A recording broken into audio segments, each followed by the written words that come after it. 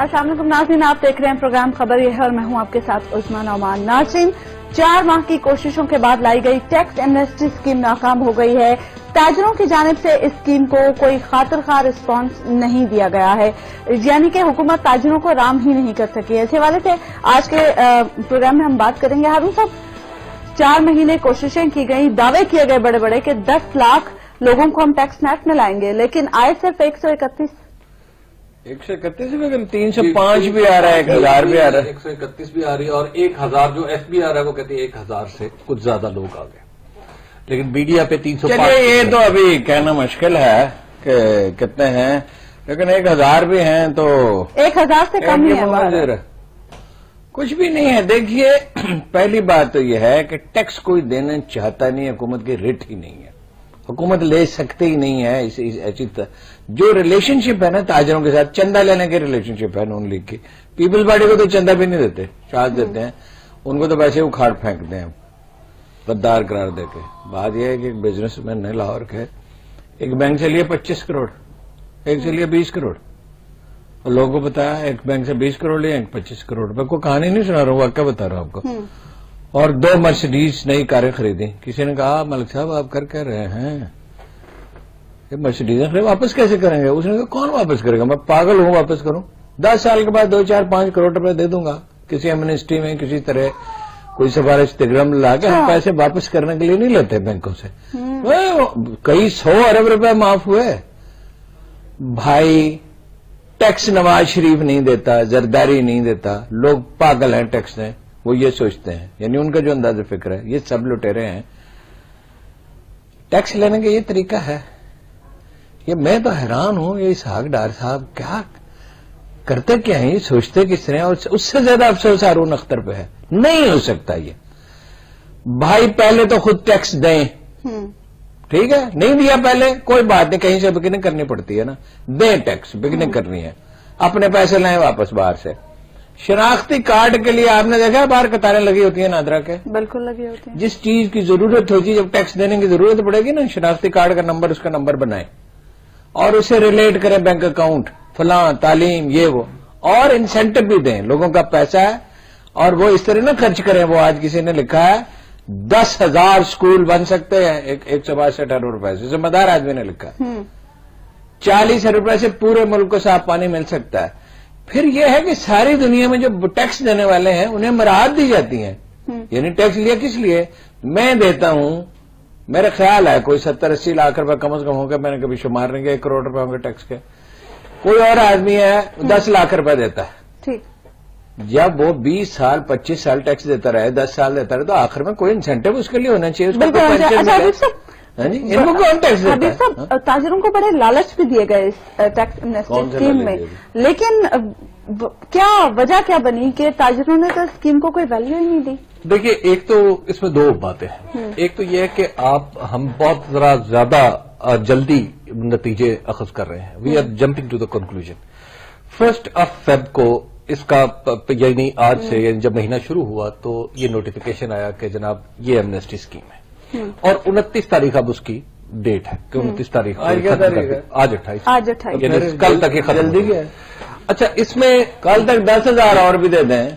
10 लाख आदमी tax net में लाने थे, हुकूमत की सारी तवानाई लग गई, डेटा उनके पास मौजूद है। अच्छा हारून साहब, उसमें एक और बात भी है ना कि सिर्फ लोगों को गिरफ्तार करना मकसूद नहीं है, लोगों से टैक्स कौन कहता है? कौन कहता है? देखिए, इस पॉलिसी की खूबसूरती है एक, जो इसको अल्टीमेटली कामयाबी की तरफ लेके जाएगी।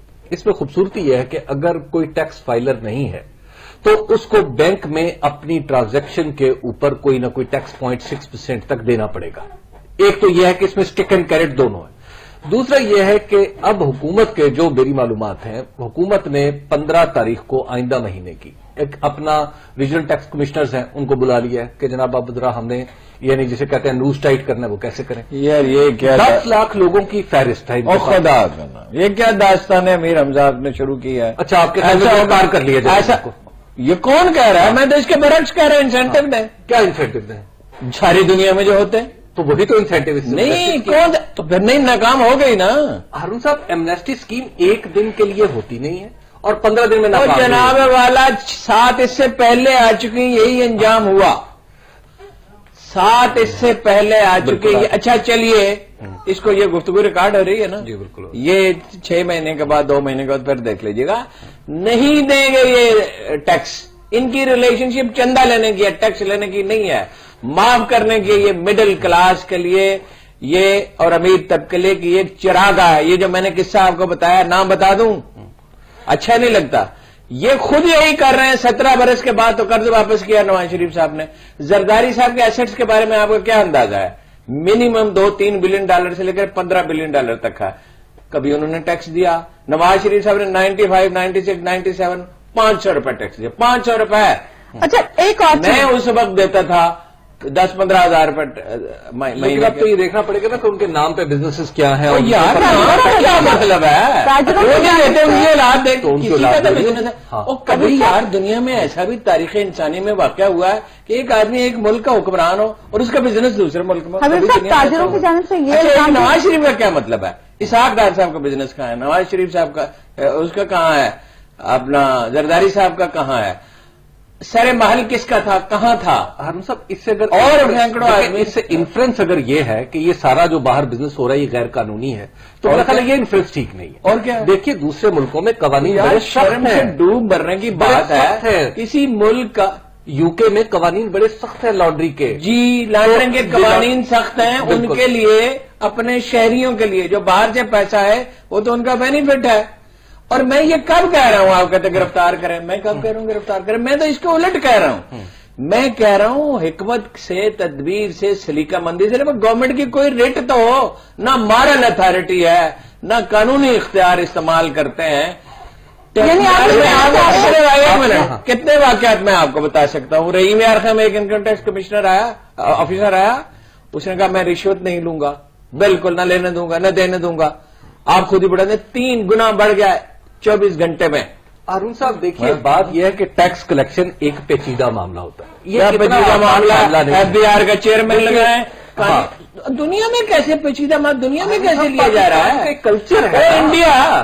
इंडिया हाँ। अच्छा, जहां दौलत की पूजा होती है, यहां तो लोग खैरात कम से कम देते हैं ना। इंडिया में तो लोग खैरात नहीं देते।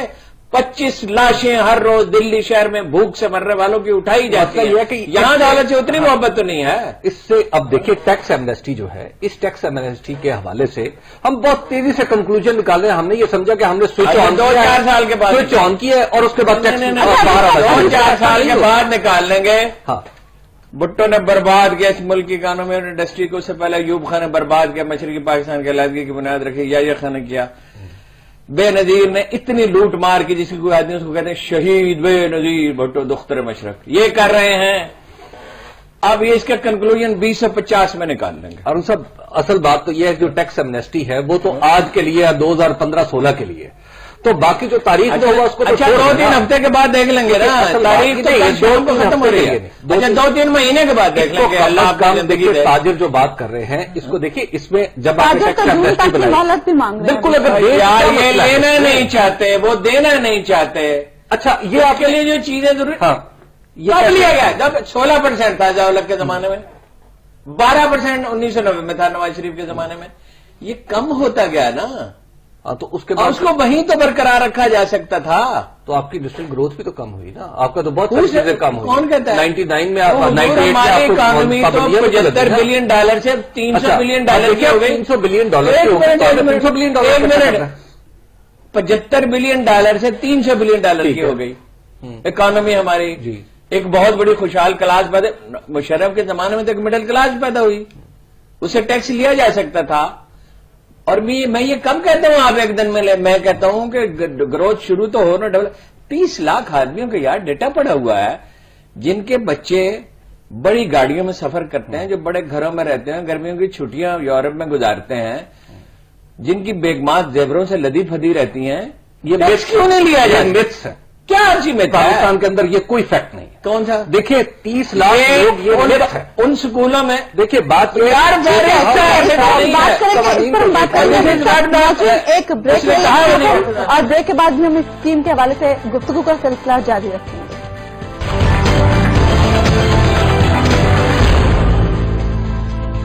वेलकम बैक नाज़रीन। ब्रेक पर जाने से पहले हम बात कर रहे थे टैक्स एमनेस्टी स्कीम के हवाले से। हबीब साहब, हारून साहब ने निशानदेही की कि इस मुल्क में बड़े बड़े अमीर लोग हैं जिनके बच्चे बड़ी बड़ी गाड़ियों में घूमते हैं, जिनकी जो खवातीन हैं वो जेवरात से लदी हुई है। आप कह रहे थे ये मिथ्स हैं। आली जनाब ने फरमाया ये मिथ है। कैसे मिथ्स हैं? देखिए अर्ज कर लूं, मैं ज़ाहिर खतीबाना जौहर तो नहीं है ना, मैं उस तकरीरी शान से ये सारी चीजें बयान कर सकता हूँ। मैंने देखा दिया आज जाना और मुनकसराना से दलाइल मेरे पास मौजूद है। अगर आप कहें तो मैं आपकी खिदमत में सुभान पेश अल्लाह। करता हूं। चलो जिंदगी में पहली दफा आज आप दलाइल भी पेश करें। बात यह है कि हमारे पास एक फिगर है, कहा जाता है कि जी 35 लाख बिजली के कनेक्शन है, 35 लाख यानी ताजिर हैं जिनके पास कमर्शियल कनेक्शन है, उन सबको टैक्स देना चाहिए।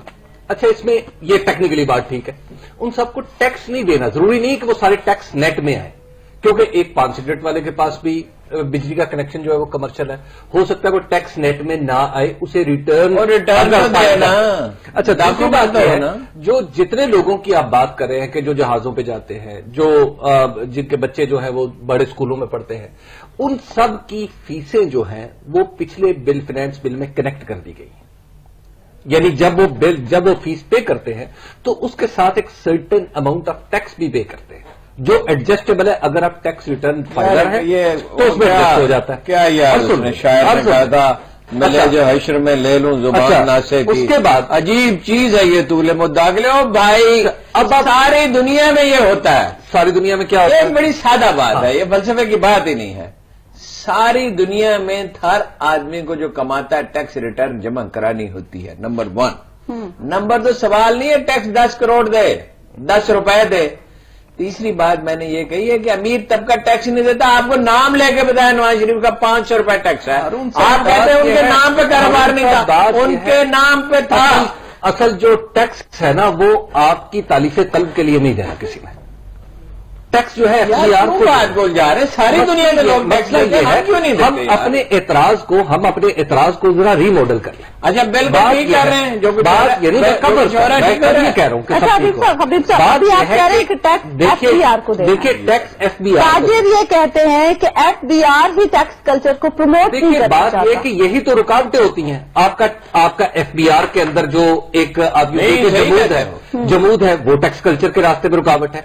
आपका जो हुकूमत एफबीआर को ठीक करे ना, पहले तो हुकूमत एफबीआर को ठीक करे। जो वकला है वो भी टैक्स कल्चर में एक रुकावट है। सही है, ये तो ताजिर है। जो ताजिर है, गुज़श्ता 68 साल में आपने कितना टैक्स ले लिया हुआ है, जो आप आज कह रहे हैं कि बटन दबाएंगे तो टैक्स आना शुरू हो जाएगा। कौन कह रहा है यार? बटन क्यों में से इंटरप्रेट कर रहे हैं? इसी तरह होंगी। हम कहते हैं कि ग्रेजुअली इसको करें, ग्रेजुअली ही होगा। ये ग्रेजुअल है यार। 133, 305 4 महीने कौम के लगा दिए यार।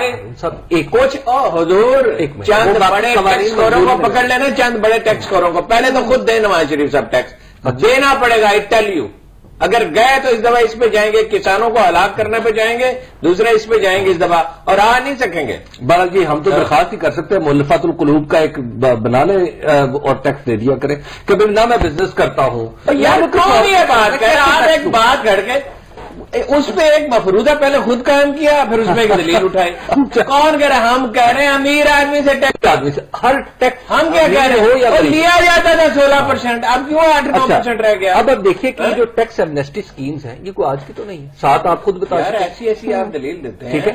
अच्छा, आपने फरमाया, मुझे तो अभी याद आया, आपने फरमाया वहां कवानीन बड़े सख्त हैं बरतानिया में। वो बरतानिया तो घर है मनी लॉन्ड्रिंग का। हमारे सामने अच्छा लो जी, इस पर लगती है शर्त। मैं क्या अर्ज करूं भाई, मैं तो अगर ये बात साबित ना हो अरुण साहब, मैं तो वहां के दस्तूर, वहां के कानून और यार हमारा 16% टैक्स था। देखिए मेरे हाँ, 2 सवाल पूछता हूँ। हम 16% टैक्स लेते थे, ठीक है, वो 8-9% क्यों हुआ? एक सवाल। दूसरी बात ये, हमारी आधी इकोनॉमी काली है। आप तो ये काम करते रहे हैं, ठीक है, आप तो कारपोरेट बिजनेस की रिपोर्टिंग करते रहे ना। बात यह है कि हमारी आधी इकोनॉमी अनडॉक्यूमेंटेड है, उसको डॉक्यूमेंटेड अनडॉक्यूमेंटेड इकोनॉमी की बहस है ना। दुनिया का 2012 तक के फिगर्स अवेलेबल है। 1/3 of the total world economy is called black economy, Haroon unrecorded साहब, दुनिया में चोरियां होती हैं, दुनिया में डकैती होती है, स्मगलिंग होती है, उसको रोकना चाहिए नहीं। रियलिटीज को अगर नहीं देखेंगे तो उसके बाद और भी बहस में पड़े रहेंगे। रियलिटीज को देखेंगे क्या रियलिटीज ये है कि जुर्म जारी रहना चाहिए साहब, जुर्म जारी रहता है और पुलिस यार वो मजदूर जो सवेरे प्लास्टिक की चप्पल पहने सर्दियों में एक चादर ओढ़े मजदूरी करता, उसका तो खून चूस गया, उसमें तो चीनी पे भी टैक्स, साबुन पे भी टैक्स, कपड़े पे भी टैक्स, और जो बड़ा बड़ा अमीर आदमी है, सनतकार है, दे भी रहे, ऐसे भी लोग हैं जो देते हैं टैक्स, मल्टीनेशनल देती हैं, बाज कारोबारी अदारे भी देते हैं, ऐसे लोग भी हैं जो टैक्स देते हैं। ये शुगर मिलों पे मैंने वो डेटा दिया था ना, वो जो गलत हो गया, वो 42 रुपए वाला, असल में 52 था, मैंने इसको चेक किया, शुगर मिलों में भी हर आदमी का रवैया मुख्तलिफ है, कुछ तबका ठीक है, एक ब्रेक ले लेते हैं यहाँ पे हम नाज़रीन, और ब्रेक के बाद हम बात करेंगे पाक अमेरिका स्ट्रेटेजिक मुज़ाकरात के हवाले से जो कल से वाशिंगटन में शुरू हो रहे हैं।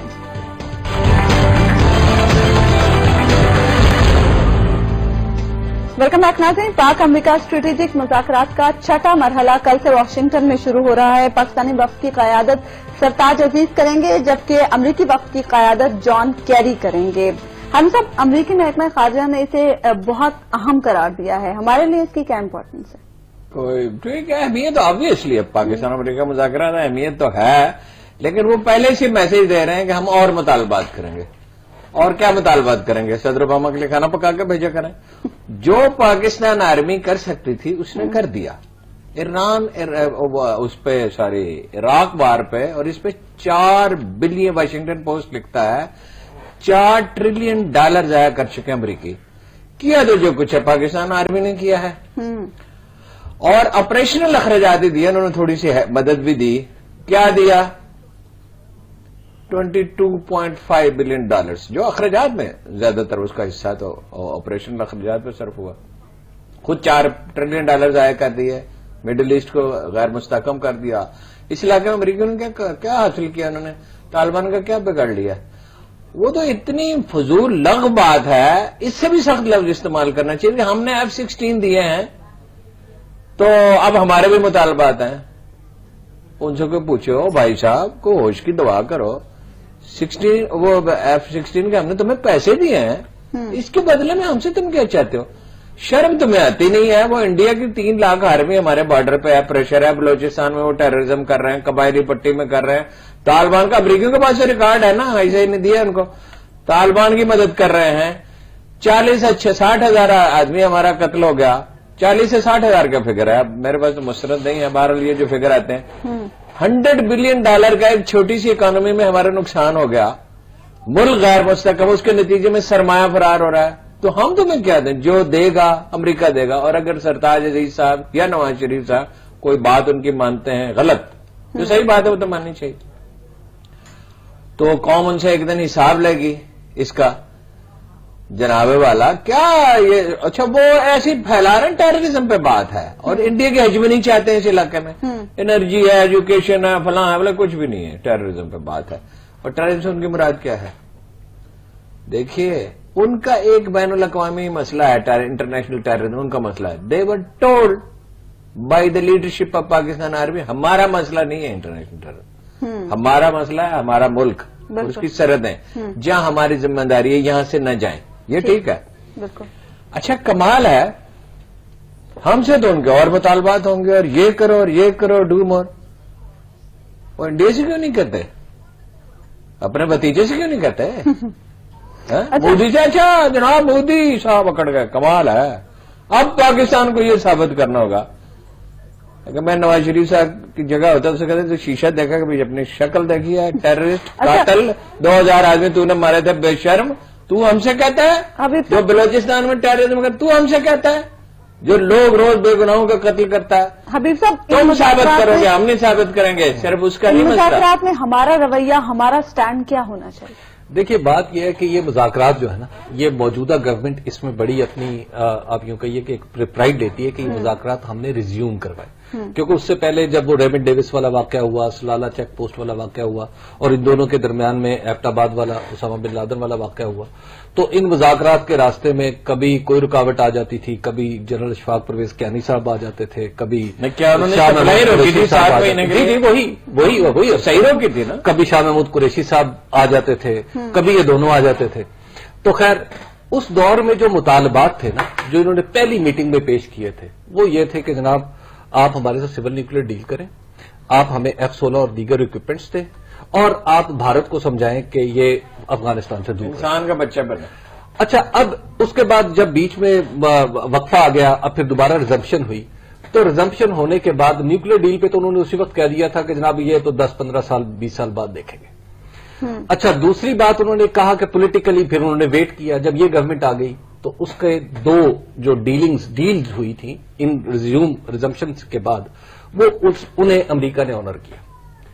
پاکستان نے امریکہ کو کہا تھا کہ آپ بھارت والوں کو کہیں کہ آپ آئندہ الیکشن میں، جو جس کے نتیجے میں نریندر مودی آئے ہیں، وزیر اعظم بنے، الیکشن میں پاکستان کو ایشو نہ پائے. منموہن سنگھ کو آفیشیلی کہا گیا، منموہن سنگھ نے اور کانگریس نے اس پاکستان کو ایشو نہیں بنایا. نریندر مودی سے چونکہ اس وقت تک معاملہ ٹھیک نہیں تھا، انہوں نے ایشو نہیں، اور ہم نے بھی نہیں، ہم نے تو خیر از خود نہیں بنایا. ایک بات انہوں نے مانی. دوسری بات یہ ہوئی کہ آہستہ آہستہ جو افغانستان سے بھارت جو ہے وہ باہر نکلتا گیا. دوسری بات بھی انہوں نے مانی. ایسے نکلا، یوں ہی نکل گیا، سائیکل پر بیٹھ کے اگلی بھی سن لینا، نکالا گیا. تیسری بات یہ ہے کہ جو ہم نے 5 سال پہلے اشفاق پرویز کیانی صاحب جو لسٹ لے کے گئے تھے، اس لسٹ میں F-16 شامل تھے، وہ F-16 بھی ڈیلیور ہو گئے. اچھا، اب وہ ہم سے اب وہ کہیں گے کہ جناب ہر چیز کے ساتھ ہر ٹرانزیکشن کی ایک کاسٹ ہوتی ہے. اب وہ کاسٹ کیا ہے، وہ ہمیں ایکسپیکٹیشنز ہیں ہماری. اب مسئلہ یہ ہے کہ جو کاسٹ ہوگی وہ ہوگا افغانستان، کہ افغانستان میں ہم کیسے ایک ریکنسیلیشن کروا سکتے ہیں.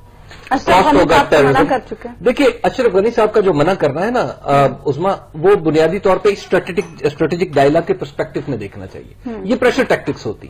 افغانستان نے پہلی کہا دیا ہم مذاکرات نہیں کریں. اگر یہ مطلب تاکہ ہمارا وقت وہاں پہ پہنچا ہے تو وہاں پہ وقت پہنچا ہے، ادھر دھماکے شروع ہو گئے افغانستان میں، تو تھنگز آر کو ریلیٹڈ ود ایچ ادر. اچھا، تو اب وہاں پہ جو ہوگا، وہاں پہ سب سے بڑا مسئلہ اٹھائیں گے جو ہمارے لیے پریشان کن ہو سکتا ہے. وہ کہیں گے کہ جناب آپ کے نیوکلیر پروگرام پہ ہمیں بڑی تشویش ہے. ہم کہیں گے بڑے آرام سے کہیں گے کہ ابھی چند دن پہلے تو ہم نیشنل کمانڈ اتھارٹی کا اجلاس بلایا تھا، اس میں تو سارے ہم نے سسٹم ریوزٹ کیے ہیں، ہمارے سسٹم انٹیکٹ ہے. وہ کہیں گے نہیں جی دیکھیں، پھر ہم کہیں گے کہ جناب آپ نے نیوکلیر ڈیل کے بارے میں کیا سوچا، اس پہ پھر وہ چپ کر جائیں گے. بات ہوگی افغانستان میں، پاکستان پیچھے ہٹ سکتا ہی نہیں. بات ہوگی وہ افغانستان. انڈینز اور اسرائیلی لابیز پلان کر رہی ہیں کہ بھائی ان کو مقروض کرو، ان کی اکانومی تباہ کرو، ان کو پھنساؤ کسی طرح، اور بعد میں پریشر ڈال کے اس کو ختم کرو. جو مرضی مشکل اٹھانی پڑے، اس سے نہیں پاکستان دستبردار. پاکستان کی حفاظت اسی پہ.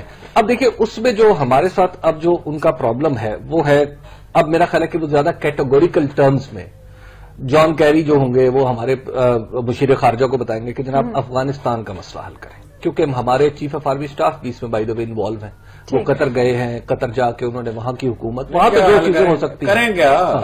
اب حل کیا ہے، اب یہ ہے کوشچن، حل کیا ہے. اب یہاں پہ کیا کوئی ڈیل کٹ آؤٹ ہو سکتا ہے؟ حل کیا ہے، حل پر ہم بات کریں گے. ایک بریک لے لیتے ہیں یہاں پہ ہم ناظرین، اور بریک کے بعد بھی ہم ڈسکشن کا سلسلہ جاری رکھیں گے. ویلکم بیک ناظرین. بریک پر جانے سے پہلے ہم بات کر رہے تھے پاک امریکہ اسٹریٹجک مذاکرات کے حوالے سے. حبیب صاحب آپ حل کی بات کر رہے تھے. جی دیکھیے، میں ڈیل کی ایکچولی بات کر رہا تھا کہ وہ درمیانی روایا میڈیا جس کے اوپر ساری پارٹیاں چلنے کے لیے تیار ہوں. دیکھیے اب اس میں میرا خیال ہے کہ ہمارے اوپر جب ہم یہ جائیں گے تو ایک آٹومیٹک ڈپلومیٹک آبلیگیشن انکر ہو گئی. اب وہ ہمیں کرنی پڑے گی. پہلے کئی دفعہ ایسا ہوا کہ ہم نے وہ نہیں کی یا کسی وجہ سے نہیں ہوئی. وہ ہے طالبان کو اور افغان حکومت کو، امریکہ کو، چین کو اور خود ایک ٹیبل پر بیٹھنا. اگر ہم ایک ٹیبل پر نہیں بیٹھتے تو میرا خیال ہے کہ ہمیں آگے چل کے مشکلات کا سامنا ہوگا. ایک تو یہ بات ہے. اور مشکلات کس طرح تو ہم نے بٹھانا، اور سب جس سطح پر بات پہنچ چکی ہے وہ ہم نے ہی بھی. وہ مدد کریں گے، بیٹھ جائیں گے ویسے، اس میں پرابلم نہیں ہے. اچھا دیکھیے، وہ پرابلم تو اشرف غنی کا ہے نا، شیئر کرے نہ کرے. عبداللہ کا ہے، افغانستان کی وہ ان کا establishment کا ہے. ایک دفعہ ہم بٹھائیں، ان کا مسئلہ ہے. ایک دفعہ ہم بٹھائیں، وہ ڈیل دونوں نے کرنی ہے، پھر وہ ڈیل کرتے رہے. اچھا دوسری دیکھیے، اگر ہم اس کو نہیں کرتے تو ہمارے بہت سارے ایسے پروجیکٹ ہیں انرجی کے جس میں USAID کا پیسہ ہے، جس میں اور بھی بہت سارے دوسرے یعنی امریکہ کی طرف سے فائنینشیل کمٹمنٹس ہیں. اگر وہ فائنینشیل کمٹمنٹس پوری نہیں ہوتی تو کیا ہوگا؟ ہمارے جو ڈیمز ہیں ان کے اوپر کوشچن مارکس آئیں گے، جو ہم دیابر بھاشا کے لیے اگریسولی کوشش کر رہے ہیں کہ جناب ہمیں انٹرنیشنل جو فنڈنگ انسٹیٹیوشنز ہیں وہ آ جائیں ہمارے پاس. اب وہ فائنانس انسٹیٹیوشنز آئیں گے یا نہیں آئیں گے، یہ بیسیکلی اس اسٹریٹجک ڈائلاگ کی میٹنگ میں یہ فیصلہ ہوگا. اور آپ کو اس کو یہ ہر سال کے شروع میں ہوتی ہے. میری گزارش ہو نا، ایسی کوئی سچویشن نہیں ہے، کوئی لڑائی تلخی نہیں ہو رہی. انہیں ہماری ضرورت ہے. اس خطہ ارض میں پاکستان کے بغیر کچھ نہیں ہو سکتا، اور ہمیں ان کی ضرورت ہے. اچھا ہمیں ان کی ضرورت ہے. ہماری تو اکانومی جو ڈپینڈنٹ ہوگی نا. ہارون صاحب، اس بار کیا پاکستان تحریک انصاف میں شفاف انٹرا پارٹی الیکشنز ہو سکیں گے؟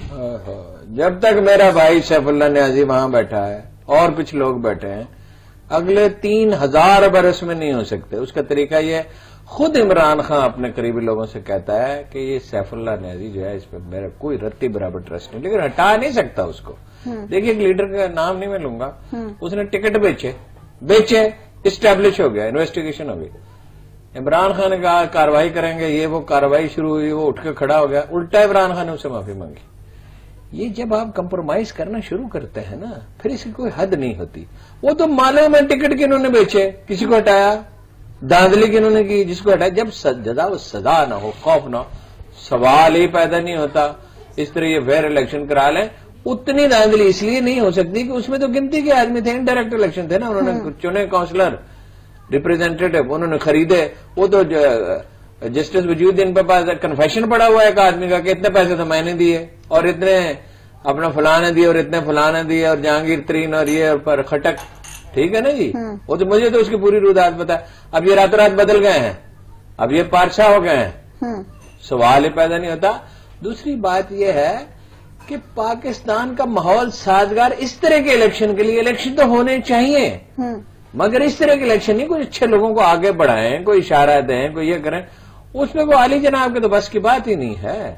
الیکشن سے کچھ ممکن ہے، کچھ بہتری آ جائے. اصل بات یہ پارٹی کی تنظیم ہے. ملے جہاز چودھری آ جائے، کیا کریں گے جی؟ اگر اس کو ہٹائیں تو مصیبت ہے. باقی ٹکٹیں تو اس نے بیچنی ہے. وہ اس کا کیا نام ہے صوبہ سرحد والے کا، اسپیکر کا، اس نے اسکول سسٹم بنا لیا. اسد قیصر ٹکٹ نہ بیچے، یہ کبھی ہو سکتا ہے. کراچی کے لیے میں نے کہا، موصوف سن رہے تھے اور حیران پریشان ہو رہے تھے، یہ دونوں کس قسم کے گفتگو کر رہے ہیں. میں نے کہا کراچیوں کا آدمی لگا ڈنگا، کراچیوں کا ووٹ ہے تحریک انصاف کے، ہیں ہی تحریک انصاف کے، یعنی ادر دین ایم کیو اگر کوئی ووٹ لے سکتا ہے. کہنے لگا اللہ سے دعا کرو اوپر سے کوئی بندہ اتار دے. ایسی بات نہیں ہے. اسد عمر از دیر، ویری مچ دیر. اس کو پاور پوری دیں. ٹھیک ہے، ٹیم اچھی بنائے. تحریک انصاف 4 سیٹیں وہاں جیتے خان صاحب یہ دعویٰ کریں کہ پیچھے کے سوائے کسی بھی پارٹی میں جمہوریت نہیں ہے. دیکھیے بات یہ ہے کہ میں تھوڑے سے اس مکتب فکر سے تعلق رکھتا ہوں جو پارٹیوں میں جمہوریت کی اتنے قائل نہیں ہے جتنے ہارون صاحب یا جتنے ہمارے دوسرے لوگ. یہ کہا ہی نہیں جو پارٹی آپ کی جمہوریت، خدا آپ کا بھلا کرے، کافی عرصے کے بعد ایک معقول گفتگو کر رہے ہیں تو میری تردید کیوں کر رہے ہیں؟ ٹھیک ہے، نہیں میں بھی نہیں ہوں قائل. ہاں دیکھیے اس کو گریجویل ایگزیکٹلی یہ ہونا چاہیے. گریجویل دیکھیے جو ٹریننگ کر ہماری جو پارٹیاں ہیں نا، ان کے اندر اس طرح کی جمہوریت کی گنجائش نہیں ہے. اور جتنی جیسے ہارون صاحب کے تو وہ خود آنکھوں دیکھا حال ہے جو تحریک استقلال کا انجام ہوا ہارون صاحب. اچھا کہ 2 الیکشن ہوئے اور پارٹی میلٹ ہو گئی. بات یہ ہے کہ ہمارے ہاں پارٹی، اس کا بھی خان صاحب کا بھی مسئلہ یہ تھا، وہ فائنینشیل مالی معاملات میں وہ بھی ایماندار تھے، ایماندار آدمی تھے بے شک، اور کرزمیٹک بھی تھے. ان کا بھی مسئلہ یہ تھا کہ وہ سیاست کو نہیں سمجھتے تھے اور بندوں کو نہیں سمجھتے. ان کا بھی مسئلہ یہی ہے کہ اللہ کا فضل و کرم سے میرا بھائی ڈاکو اور ولی اللہ میں تمیز نہیں کر سکتا. ڈاکو کو ولی اللہ سمجھتا، ولی اللہ کو تو دیکھیے جو اللہ کرے یہ جو تحریک انصاف ہے، ایک تو یہ دیکھیے کہ پاکستان کی سیاست میں ایک بڑا کارنامہ ہے عمران خان صاحب کا، اسے ہمیں ماننا چاہیے. اور کوئی بھی پارٹی کسی شخص کی نہیں ہوتی، جب وہ ایک خاص حد سے بڑی ہو جاتی ہے تو وہ پورے ملک کی ہوتی ہے، ایک یونیفائنگ فیکٹر ہوتا ہے. اس موقع پہ اگر وہ مان جائیں، اگر آج بھی وہ اپنے الیکشن نہ کرائیں تو میرا خیال ہے کہ پارٹی کے لوگوں کے دلوں میں اطمینان کی لہر دوڑ جائے گی. हाँ, अगर अब करवा ही रहे हैं तो बस हमें दुआई करनी चाहिए कि अल्लाह ताला नहीं उसके नहीं, बाद उस इलेक्शन पार्टी को इसमें इम्तियाज साझेदार दे। नहीं है, रोक दे। ये मैं कह रहा हूं, इमरान खान साहब रोक दें और बड़ी सूझबूझ के साथ, दयानत के साथ, मेरिट के साथ लोग नामजद करें। 3-4 आदमी की कमेटी बनाए, उसमें जहांगीर तरीन को तो बिल्कुल ही न रखें, परवेज खट्टक को, असद उमर जैसे लोगों को रखें जिनको कोई ख्याल हो कि हमारी कोई रिस्पेक्ट का मामला है।